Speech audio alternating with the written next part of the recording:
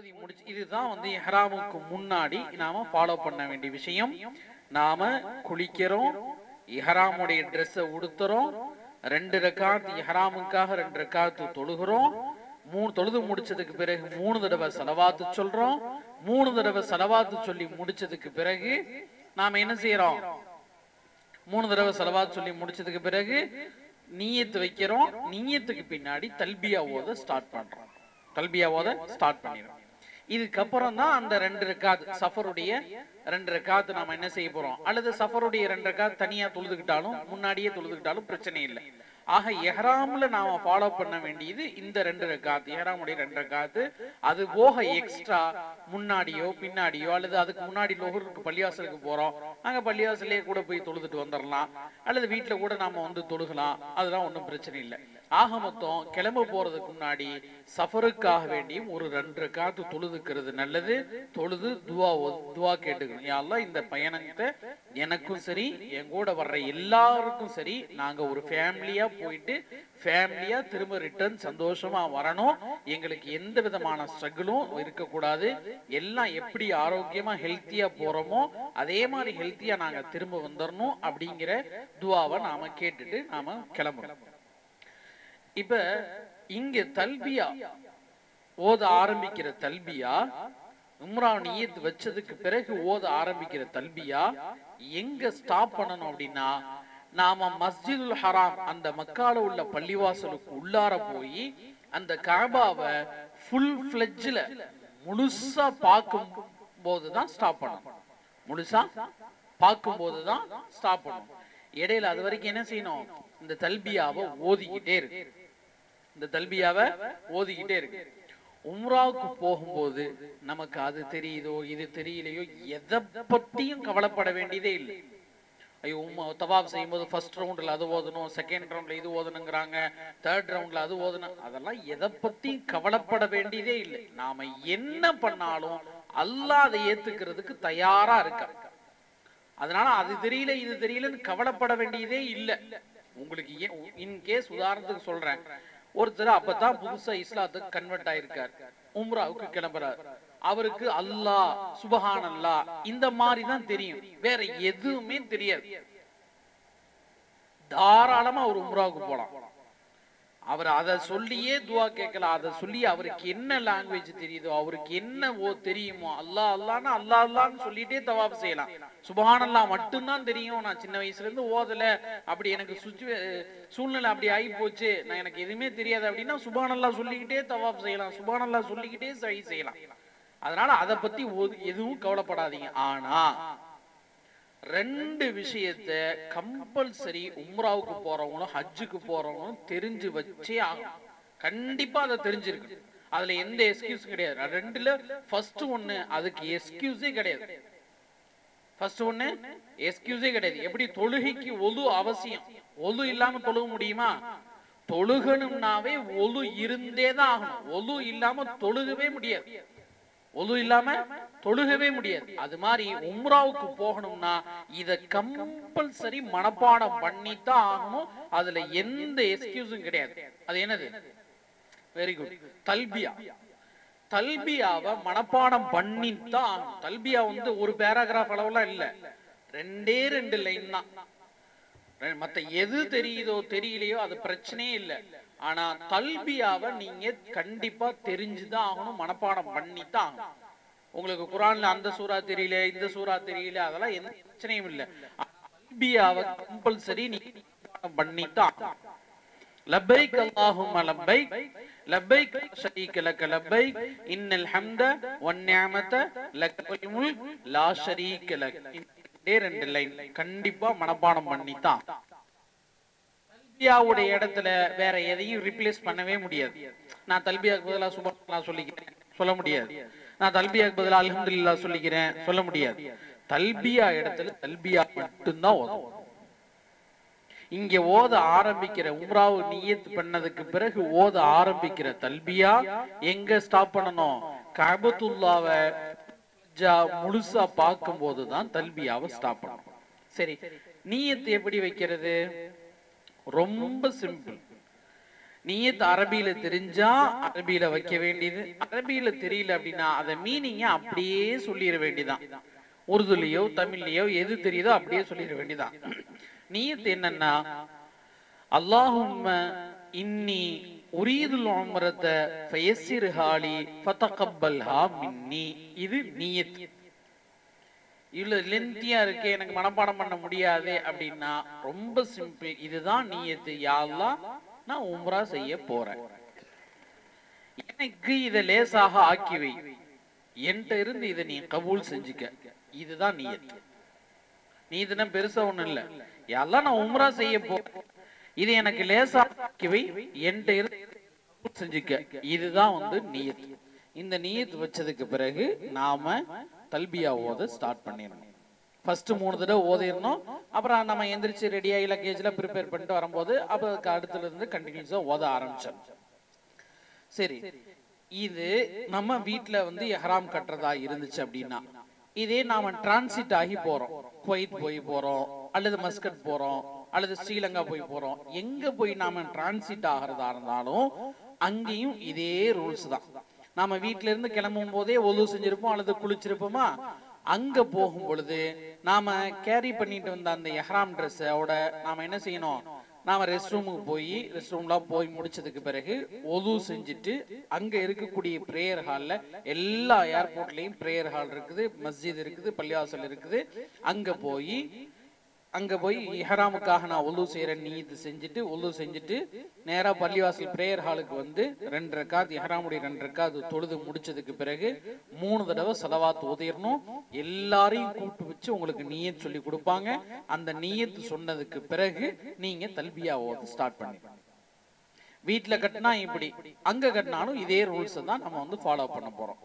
சரி, இஹ்ராம் ட்ரெஸ்ல ஜென்ஸ் லேடிஸ் வித்தியாசம் இருக்கா அப்படின்னா கண்டிப்பா இருக்கு, கண்டிப்பா இருக்கு. ஜென்ஸ் லேடிஸ் என்ன வித்தியாசம் அப்படின்னா, ஜென்ஸா இருக்கிறவங்க நம்ம பார்த்திருப்போம், மக்காவுக்கு போறவங்க ஏர்போர்ட்ல எல்லாம் நம்ம வந்து சென்ட் ஆஃப் பண்ண போயிருப்போம், சொந்தத்துல யாராவது ஹஜ்ஜுக்கு எல்லாம் போயிருப்பாங்க. இஹ்ராம் ட்ரெஸ்ங்கிறது மேல ஒரு துண்டு போட்டிருப்பாங்க, கீழே ஒரு துண்டு கட்டியிருப்பாங்க. இதுல அவங்க ஸ்டிச்சிங் ட்ரெஸ் போடவே கூடாது. சோ அதனால இன்னர் வேற அவங்க போடவே கூடாது. ஜென்ஸ் வந்து மேல ஒரு துண்டு போத்திருப்பாங்க, கீழே வந்து வேட்டி மாதிரி கட்டியிருப்பாங்க. இதுதான் வந்து ஜென்ஸுக்கான இஹ்ராமுடைய ட்ரெஸ் கோடு. அதே மாதிரி தலையில தொப்பி போடக்கூடாது, ஐ மீன் தலையை மறைக்க கூடாது. ஜென்ஸ் இந்த மாதிரி தொப்பி போட்டு மறைக்க கூடாது. இஹ்ராம்ல இருக்கும் பொழுது ஒரு ஜென்ஸுடைய ட்ரெஸ் கோடு இதுதான். அவங்க தலையில தொப்பி இருக்காது, மேல ஒரு ஒயிட் கலர்ல ஒரு துண்டு போத்தி இருப்பாங்க, ஷால்வ மாதிரி, அதே மாதிரி கீழே வேட்டி மாதிரி கட்டியிருப்பாங்க. சரி, லேடிஸுக்கான ட்ரெஸ் கோடு என்ன அப்படின்னா, நாம வீட்டுல இருந்து கிளம்பும் போது எங்கேயாவது போகும்போது வீட்டுல இருந்து கிளம்பினா எப்படி நாம ஹிஜாபோட வெளியே கிளம்புவோமோ அதுதான் லேடிஸுக்கான ட்ரெஸ். அதுதான் லேடிஸுக்கான ட்ரெஸ். நோஸ் பீஸ் அவங்க போடக்கூடாது. ஜென்ஸ் எப்படி வந்து தலையை தொப்பி போட்டு மறைக்க கூடாதோ, தலை திறந்தே இருக்கணுமோ, லேடிஸுக்கு அவங்க ஃபேஸ் திறந்தே இருக்கணும், அவங்க நோஸ் பீஸ் மட்டும் யூஸ் பண்ணக்கூடாது. இது லேடிஸுக்கான ட்ரெஸ் கோடு. அவங்களுக்கு ட்ரெஸ் உடைய எந்த ரெஸ்ட்ரிக்ஷனும் கிடையாது. அவங்களுக்கு எது கன்வீனியன்ட்டா இருக்கோ அந்த ட்ரெஸ்ஸை தாராளமா உடுத்திக்கலாம். நாம எக்ஸ்ட்ரா வந்து ஒரு சஜஷன் மாதிரி சொல்றது என்னன்னா, அங்க பொறுத்த வரைக்கும் நாம எதுக்கா இருந்தாலும் நடந்துதான் போகணும். உங்களுக்கு ரூம் பக்கத்துல போட்டாலும், நீங்க கிளாக் டவர்லயே போய் தங்கினாலும் தவாப் செய்யறதுக்கு நடக்கணும், சாயி செய்யறதுக்கு நடக்கணும். ஏன் நீங்க ஷாப்பிங் போறதா இருந்தா கூட நடந்துதான் போகணும். டாக்ஸிலே போனாலும் இங்க இறக்கி விட்டுருவான், 4 கடை தள்ளி 7 கடை ஏறி இறங்கி தானே நம்ம வாங்குவோம். அப்ப நீங்க நடந்துதான் போகணும். சோ நடக்கிறதுக்கு லேடிஸுக்கு எது கன்வீனியன்டான ட்ரெஸ் இருக்கோ அந்த ட்ரெஸ்ஸை மட்டும் நீங்க வந்து எடுத்துட்டு கேரி பண்ணிட்டு போயிருங்க. இது அது மாதிரி பொதுவா ஆண்களாக இருக்கட்டும் பெண்களாக இருக்கட்டும், லேடிஸ் ஜென்ஸ் எல்லாத்துக்கும் பொதுவானது என்ன அப்படின்னா, இஹ்ராம்ல இருக்கும் போது நகம் வெட்டக்கூடாது, கூடாது. அதே மாதிரி வந்து முடியை வந்து ரொம்ப என்ன செய்யக்கூடாது, சீவக்கூடாது. முடி ரொம்ப கொட்டுற மாதிரிலாம் வந்து சீவக்கூடாது. முடி வெட்டவும் கூடாது. இஹ்ராம் ட்ரெஸ்ல இருக்கும்போது முடி வெட்டவும் கூடாது. இதெல்லாம் வந்து இஹ்ராம்ல ஃபாலோ பண்ணணும். ஆண்கள் எந்த காரணத்தை கொண்டும் ஸ்டிச்சிங் போடவே கூடாது. ட்ரெஸ்ல அது புர்காவா இருக்கட்டும் அல்லது இஹ்ராம் ஜென்ஸுடைய ட்ரெஸ், இது இஹ்ராமுடைய துண்டா இருக்கட்டும், அதுல வந்து அவங்க வந்து அத்தர் பூசக்கூடாது, ஃப்ராக்ரன்ஸ் ஸ்ப்ரே எல்லாம் அடிச்சுக்க கூடாது, பர்ஃபியூம்லாம் யூஸ் பண்ணவே கூடாது ட்ரெஸ் இஹ்ராமுடைய நியத்தில் இருக்கும்போது. ஸோ இதெல்லாம் கம்பல்சரி ஃபாலோ பண்ணிக்கணும். அதே மாதிரி ஆண்கள் அவங்களுடைய மேல் பாதம் இருக்கு இல்லையா, அந்த மேல் பாதம் ஓப்பன்ல தான் இருக்கும். நம்ம அப்பெல்லாம் வந்து பேரகான் செப்பல் போடுவாங்க. பேரகான் செப்பல் வந்து வார் செருப்புடைய வார் மட்டும்தான் இருக்கும். அந்த மாதிரி செப்பல் தான் வந்து இஹ்ராம்ல இருக்கும்போது போடணும். சாக்ஸ் போட்டு ஷூ போட்டு மேல உள்ளதை கவர் பண்றது ஜென்ஸுக்கு கூடாது. லேடிஸ் அவங்க போட்டுக்கலாம், சாக்ஸ் யூஸ் பண்ணிக்கலாம், அவங்க வந்து ஷூ போட்டுக்கலாம், அது பிரச்சனை இல்லை. நீங்க ஷூ வந்து யூஸ் பண்ற பழக்கம் இருந்துச்சுன்னா நீங்க கேரி பண்ணி எடுத்துட்டு வரலாம். உம்ராலாம் செஞ்சு முடிச்சதுக்கு பிறகு நீங்க சாக்ஸ் ஷூ எல்லாம் போட்டுக்கலாம் ஜென்ஸ். ஆனா இஹ்ராம்ல இருக்கும் பொழுது மேல் பாதம் ஜென்ஸுக்கு திறந்தே தான் இருக்கணும்.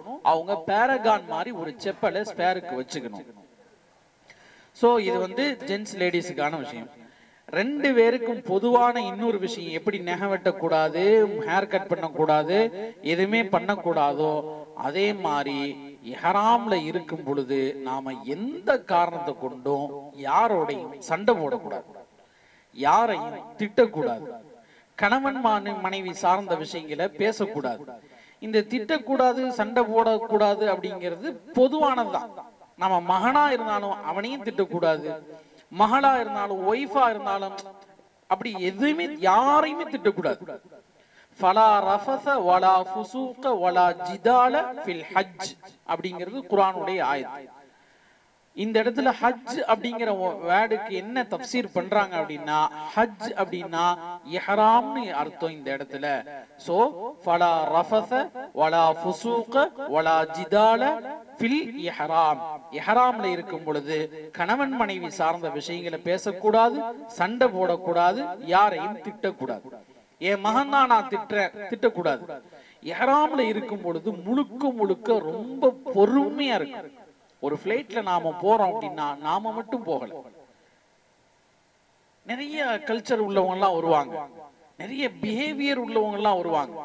நாம அட்ஜஸ்ட் பண்ணிக்குவோம் எல்லாத்துக்கும். ஆனா மத்தவங்க எல்லாம் அதே மாதிரி நம்மள மாதிரியே ஹம்பிளா பொறுமையா இருப்பாங்களா சொல்ல முடியாது. சோ இஹ்ராம்ல இருக்கும் பொழுது யாராவது சூட்கேஸ் அப்படி நகர்த்தும் போது நம்ம காலில் படலாம், அல்லது ட்ராலி நம்ம முன்னாடி நடந்து போயிட்டே இருக்கும்போது ட்ராலியை வச்சு தெரியாம இடிச்சிடலாம். இஹ்ராம்ல இருக்கும் பொழுது எந்த காரணத்தை கொண்டும் கோபப்படவோ திட்டவோ சண்டை போடவோ கூடாது. ஹார்ஷா பேச, என் ஒய்ஃப் தான் சும்மா அப்படின்னு சொல்லவும் கூடாது, என் மகன் தான் எட்ராத சொல்லக்கூடாது. அது ஏன் அப்படின்னா இஹ்ராம்ல இருக்கும் பொழுதுதான் ஷைத்தான் நம்மளை வந்து பயங்கரமா சோதிப்பான். எப்படி தொழுகையில தக்பீர் கட்டினதுக்கு பிறகுதான் நமக்கு என்ன செய்யும், 1000 யோசனை வரும். கேஸ் ஆஃப் பண்ணோமா, சாவியை எடுத்து பத்துல வச்சோமா வைக்கலையா, கடையை பூட்டிட்டு பூட்டி இழுத்து பார்க்கலையே, மறந்துட்டு வந்துட்டோமே, இப்படி வந்து ஏகப்பட்ட விஷயங்கள் வந்து யோசனை வந்து எப்பதான் வரும், தக்பீர் கட்டினதுக்கு பிறகுதான் வரும். இன்னைக்கு அந்த செக்கு வரதா இருந்துச்சு, வந்துச்சா, இல்ல நான் செக்ல கையெழுத்து போடும் போது செக் கிராஸ் பண்ணி தான் கொடுத்தனா இல்லையா, அப்படின்னு 1008 யோசனை தக்பீர் கட்டினதுக்கு பிறகுதான் நமக்கு வரும். அதனாலதான் நாம இஹ்ராம்ல அதே மாதிரிதான் இஹ்ராம்ல இருக்கும் பொழுதும் ஷைத்தான் நம்மளை ட்விஸ்ட் பண்ணிக்கிட்டே இருப்பான். ஹார்ஷா பிஹேவ் பண்ற மாதிரி ஏதாவது ஒரு சந்தர்ப்பம் கொடுத்துட்டே இருப்பான். ரொம்ப நாம ஹம்பலா இருக்கும். இஹ்ராம்ல இருக்கும்போது நாம சண்டை போட்டுறவே கூடாது, யாரையும் திட்டு, அது மகனா இருந்தாலும் சரி, மனைவியா இருந்தாலும் சரி, மகளா இருந்தாலும் சரி, யார்கிட்டையும் இஹ்ராம்ல இருக்கும் பொழுது சண்டை போட திட்டுறதுக்கு கூடவே கூடாது. இதை வந்து ஞாபகமா வச்சுக்கணும்.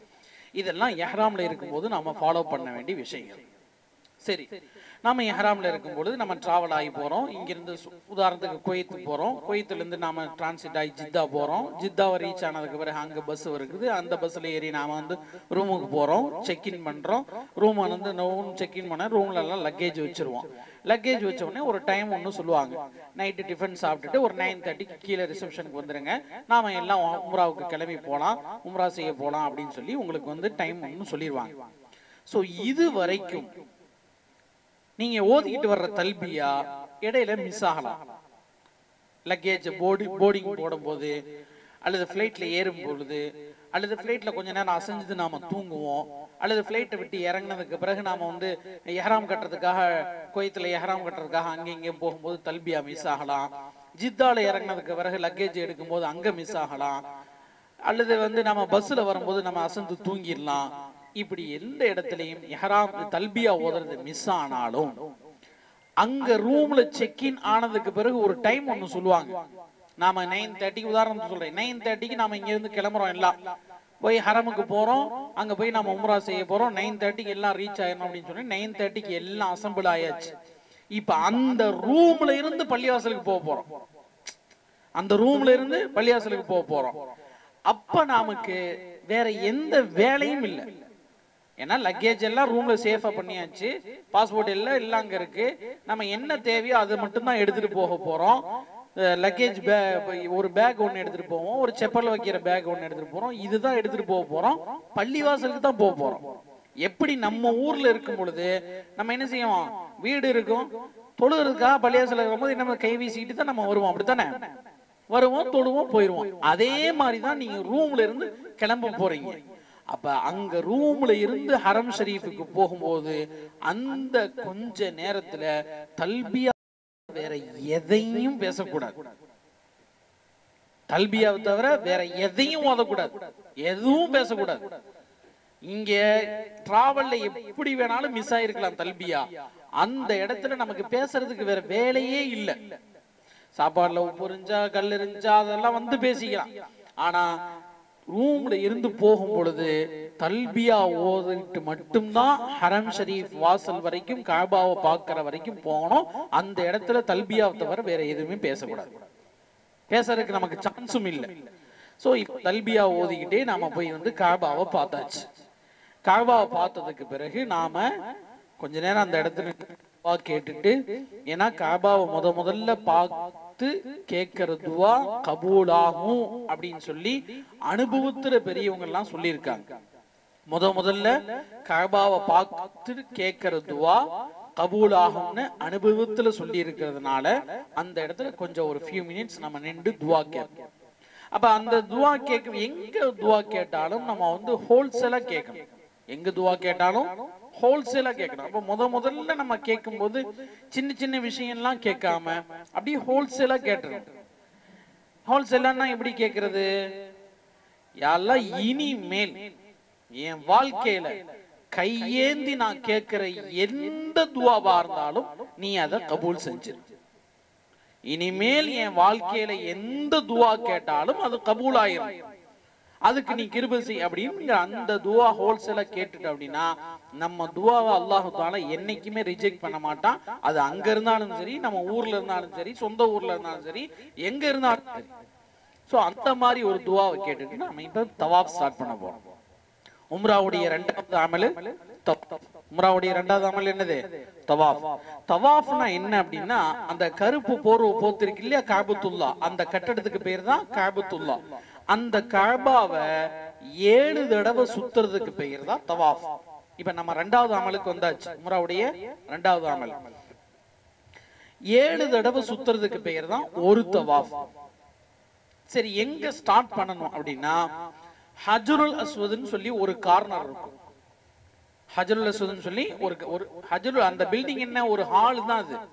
இது மாதிரி ஒரு ஹால், எல்லா ஹாலுக்கும் இந்த ஃபேனை கூட எல்லா ஹாலுக்கும் நம்ம என்ன செய்வோம், எல்லா ரூமுக்கும் 4 கார்னர் இருக்கும், அப்படித்தானே?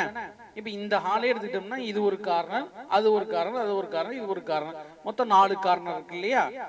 இதே மாதிரிதான் காபத்துல்லா அப்படிங்கிற அந்த காபாங்கிற கட்டிடத்துக்கும் 4 கார்னர் இருக்கு, 4 கார்னர் இருக்கு. அதுல ஒரு கார்னர் தான் ஹஜ்ருல் அஸ்வத், அதுல ஒரு கார்னர் தான் ஹஜ்ருல் அஸ்வத். அந்த ஹஜ்ருல் அஸ்வத்ல இருந்து ஸ்டார்ட் பண்ணி சுத்த ஆரம்பிச்சு திரும்ப ஹஜ்ருல் அஸ்வத வந்து ரீச் பண்ணோம்னா இது ஒரு ரவுண்டு. இப்படி 7 தடவை சுத்துறதுக்கு பெயர் தான் ஒரு தவாஃப். 7 தடவை சுத்துறதுக்கு பெயர் தான் ஒரு தவாஃப். இதுதான் இந்த டேபிள் தான் 4 கார்னர் இருக்கு இல்லையா, இது ஹஜ்ருல் அஸ்வத் கார்னர். இந்த ஹஜ்ருல் அஸ்வத்ல இருந்து சுத்த ஆரம்பிச்சு திரும்ப இந்த கார்னரை வந்து ரீச் பண்ணோம் அப்படின்னா ஒரு ரவுண்டு. இது மாதிரி 7 தடவை சுத்துறதுக்கு பெயர் தான் ஒரு தவாஃப்.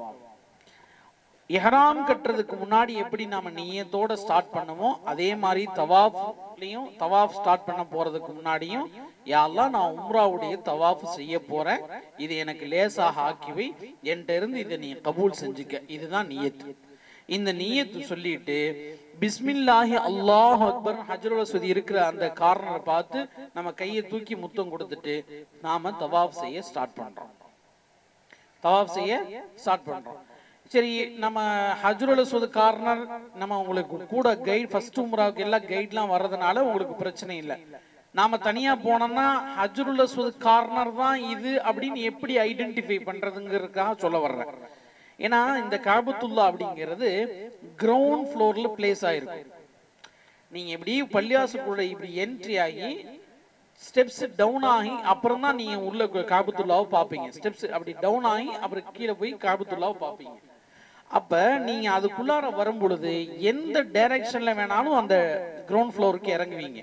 அதுக்கு பேர் மதாஃப்னு சொல்லுவாங்க. அந்த ஃப்ளோருக்கு பேர், அந்த ஃப்ளோருக்கு பேர் என்ன செய்வாங்க, மதாஃப் அப்படின்னு சொல்லி சொல்லுவாங்க. இப்ப அபார்ட்மெண்ட்ல எல்லாம் பாத்துட்டீங்கன்னா ஒவ்வொரு கிரவுண்ட் ஃப்ளோருக்கு பேஸ்மெண்ட், அப்புறம் லாபி அப்படின்னு ஒவ்வொரு ஃப்ளோருக்கு பேர் வச்சிருக்காங்க இல்லையா. சாப்பிட்ற இடமா இருந்தா, ரெஸ்டாரண்ட் இருக்கிற மாதிரி தான் அதுக்கு எம் அப்படின்னு சொல்லி பேர் வச்சிருக்காங்க இல்லையா. அது மாதிரி காபத்துல்லா எங்க பிளேஸ் ஆயிருக்கோ அந்த ஏரியாவுக்கு பேர், அந்த ஃப்ளோருக்கு பேர் மதாஃப். அந்த ஃப்ளோருக்கு பேர் என்னது, மதாஃப், தவாஃப் செய்யும் இடம் அப்படின்னு சொல்லி அர்த்தம். அந்த மதாஃபுக்கு நீங்க எந்த டைரக்ஷன்ல வேணாலும் நீங்க வந்து உள்ள கிரவுண்ட் ஃப்ளோர்ல இறங்குவீங்க. அந்த மதாஃபுக்கு இறங்குவீங்க. அப்படி இறங்கும் பொழுது எது ஹஜ்ருல் அஸ்வத் கார்னர்னு சொல்லி ஈஸியா ஐடென்டிஃபை பண்ணிடலாம். எப்படின்னா அந்த ஹஜ்ருல் அஸ்வத் இருக்கிற அந்த கார்னருக்கு நேரா கிரீன் கலர் லைட் இருக்கும். Ground floor, first floor, second floor, third ஃப்ளோர்ல எல்லா ஃப்ளோர்லயும் அந்த ஹஜ்ருல் அஸ்வத் கார்னருக்கு நேரா கிரீன் கலர்ல லைட் இருக்கும். இன்கேஸ் இந்த டைரக்ஷன்ல வந்து நம்ம இறங்கணும் அப்படின்னா அப்படியே கண்ணில் ஒரு ரவுண்டு விட வேண்டியதான். அப்படியே பார்த்தோம் அப்படின்னா எங்க கிரீன் கலர் லைட் இருக்குன்னு பார்க்கணும். சோ இங்க இருக்கு அப்படின்னா அப்படியே இங்க இருந்து வந்து இந்த கார்னரை வந்து ரீச் பண்ணிடணும். வந்து நின்றுட்டு நம்ம அங்கிருந்து பிஸ்மில்லாஹி அல்லாஹ் அக்பர் சொல்லி தவாஃபை நம்ம ஸ்டார்ட் பண்ணணும்.